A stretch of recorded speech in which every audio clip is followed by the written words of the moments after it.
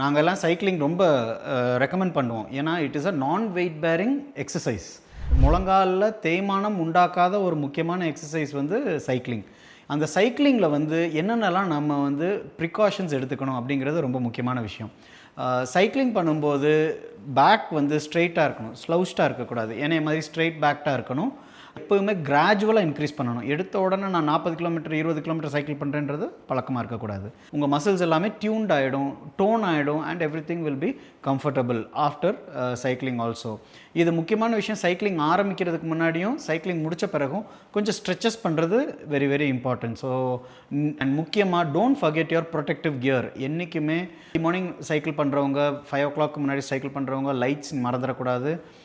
நீ ஜாயிண்ட்டு, முழங்கால், எல்போ எல்லா இடத்துலையும் நமக்கு வந்து ப்ரொடெக்டிவ் கியர் அவைலபிளாக இருக்குது. ப்ரொடெக்டிவ் கியர் யூஸ் பண்ணுங்கள், ஹெல்மெட் யூஸ் பண்ணுங்கள்.